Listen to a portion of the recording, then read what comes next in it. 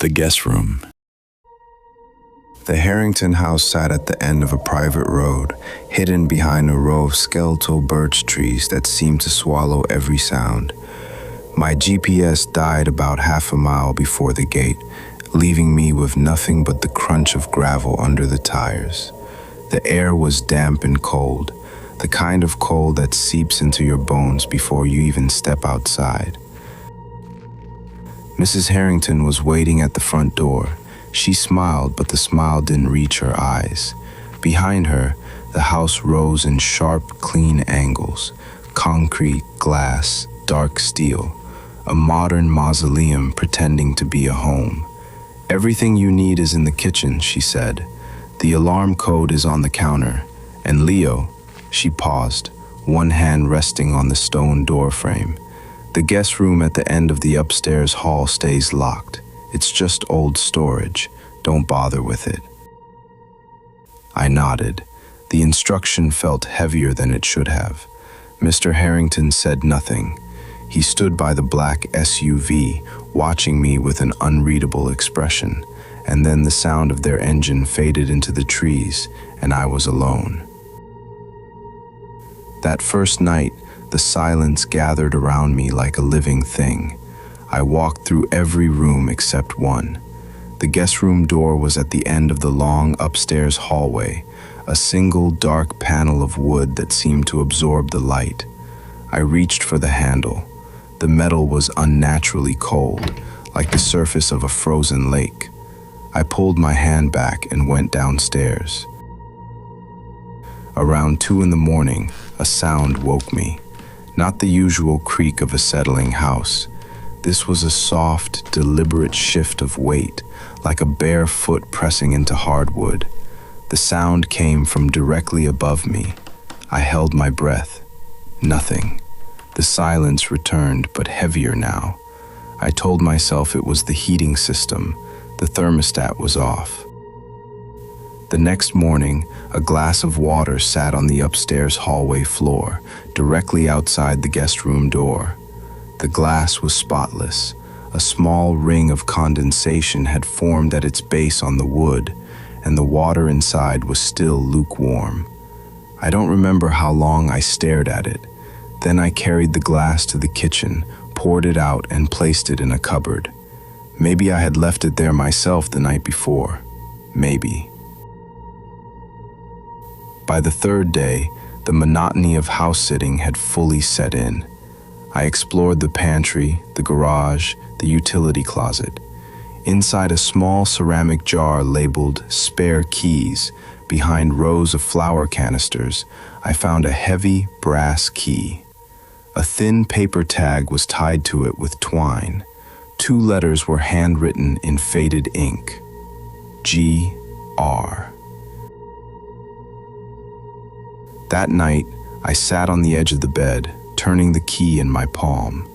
The only sound was the hum of the refrigerator 2 floors below. Then I heard it, a soft, rhythmic thumping from the hallway. Not loud, insistent, like a heartbeat traveling through the pipes and walls. It was coming from behind the guest room door. I unlocked it. The hinges made no sound. The room opened into absolute darkness. The air that drifted out smelled faintly of lavender mixed with something old, like dried flowers locked in a closet for years. I slid my hand along the cold wall until I found the light switch. A low-wattage bulb filled the space with a sickly yellow glow. It wasn't storage. A bed, perfectly made with white linens, a metal nightstand with a small analog clock, a wooden desk, a folding chair. On the desk, a glass of water. Steam rose faintly from the surface, as if it had just been poured. The clock on the nightstand ticked, but the second hand was moving counterclockwise. Next to the glass, a black, leather-bound notebook. I opened it. The handwriting was neat, controlled, mechanical. The last entry was dated yesterday. Leo wakes at 7:12. He checks his phone before opening his eyes. He made coffee but forgot to drink it. Tonight he stood outside the door for 11 seconds. He is beginning to notice. I closed the notebook. I backed out of the room, locked the door, and dropped the key into my pocket. The cold of the metal handle seemed to follow me down the stairs. The next 2 days were a slow erosion of certainty. Every time I passed that door, I felt a subtle vibration through the floorboards. The glass of water reappeared each morning, full, warm, always placed exactly in the center of the hallway runner. I stopped pouring it out. I just stepped over it. On the 5th night, I called the Harringtons. The line rang 8 times before Mrs. Harrington's distant, dry voice crackled through the earpiece. "I need to ask about the guest room. Is there someone else staying here?" A pause. The static on the line grew louder. "Oh, Leo. That room's been locked for years. Just some old furniture. You sound tired. Are you sleeping well? I'm not sure what I'm hearing is real. The house breathes loudly sometimes. Don't open that door, please." The call ended. I stared at the phone screen. For a split second, the display glitched. The numbers flickered backwards and then corrected itself. That night, I heard footsteps descending the stairs, the deliberate weight of bare feet on wood. I sat upright in bed. The footsteps stopped at the bottom of the stairs. Then, the soft drag of the front door opening. I rushed to the window without thinking. The porch light illuminated the gravel path, but no one was there. The front door was shut, deadbolt secure. But on the cold tile of the foyer floor, a single wet footprint glistened. The toes pointed toward the stairs, toward me. I followed the trail. Small, narrow footprints, evenly spaced, wet and gleaming, leading from the front door all the way up the stairs. They stopped directly outside the guest room. The door was locked again.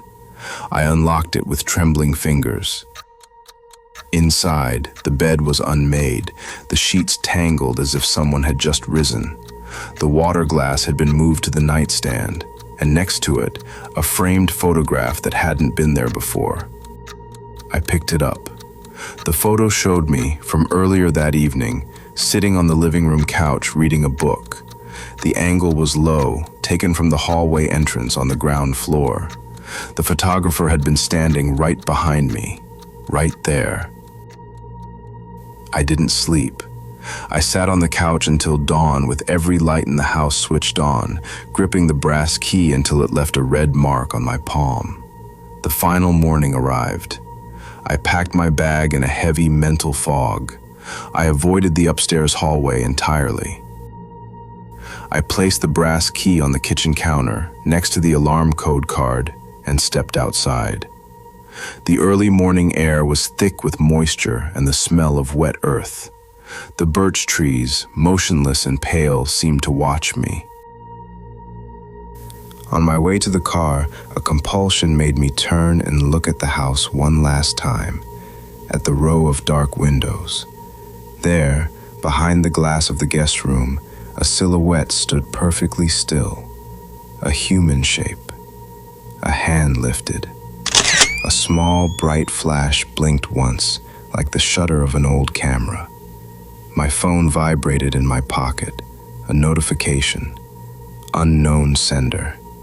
An image attached, a photo of me, taken from the window, my face pale, my eyes wide.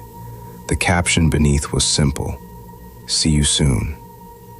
I dropped the phone onto the passenger seat and drove, not once looking back. In the rearview mirror, for just a moment, I saw a figure on the porch, hand still raised in a slow, silent wave. The Harringtons never called about my stay. A week later, a small padded envelope appeared in my mailbox. I tore it open. A heavy brass key fell into my hand. It was cold. A thin paper tag was tied to it with twine. Written on it, G.R. I keep that key in my coat pocket now. Some mornings, when I wake up, the glass of water on my own nightstand is still warm.